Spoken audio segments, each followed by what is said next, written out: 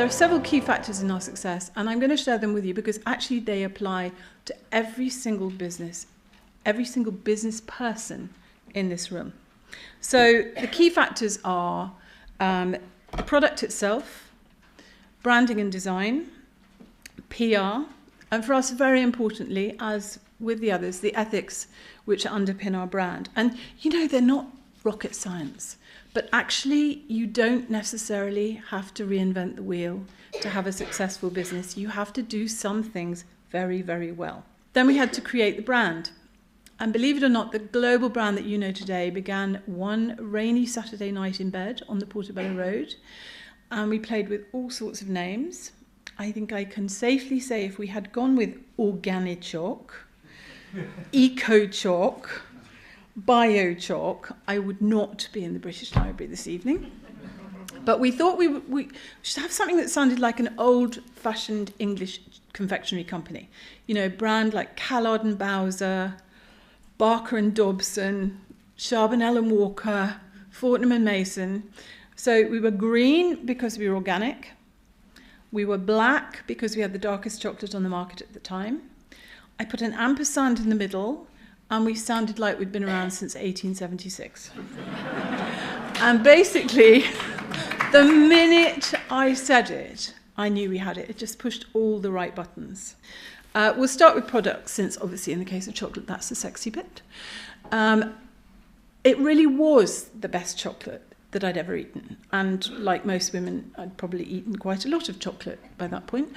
And I certainly knew a good thing when it hit my taste buds. And actually that belief in your product is absolutely paramount. It's really hard to go out and sell something unless you completely believe that it's the best out there.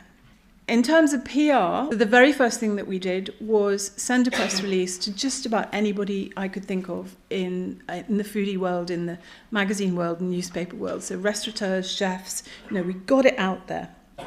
And I wrote a press release, and I actually truly believe, even now, that when you're building a brand in the early days, PR is worth way, way more than the scattergun approach of advertising. You can spend an absolute fortune advertising a product. Nobody sees the ads because they don't recognize the brand. So the very first thing I did was send that press release out and put lots of chocolate in the bag with it. And the first coverage that we had in The Independent really got our message out there. It said, right on, and it tastes good too.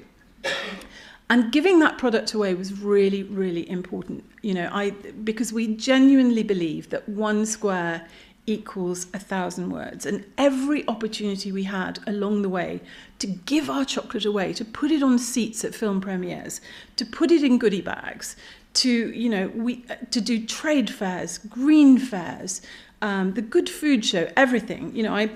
They had their crises building their business. I got RSI, breaking up squares of chocolate at trade shows. But actually, if you've got a product that you believe in, there is huge power in generosity. I really encourage any of you to invest in good design. People tell me, oh, I haven't got a design budget, etc., and nor did we. But I certainly knew, having been in women's magazines where you're always trying to create a cover which kind of magically leaps off the shelf and into women's handbags, I was very aware of how important looks are in a product. I really do think it's kind of that magic combination of a superb product twinned with that design flair and kind of underpinned by our strong values. I'm often asked what my business secrets are. They are ludicrously simple. Be prepared to work harder than you ever thought possible. Try to do good while you're doing business, and I will believe you will be repaid many times over. For me, it's vitally important to have fun. I suspect it is for these two as well.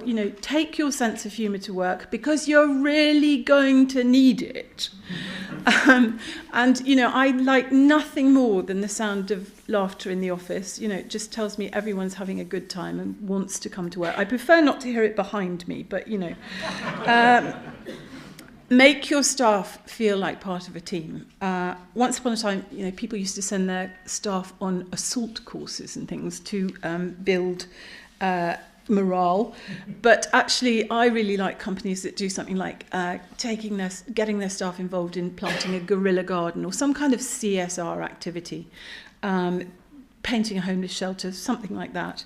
Because actually what you're doing then is you're creating a team which has not just shared experiences, but shared values, and who believe that the company that they're working for is more than about just trying to make money.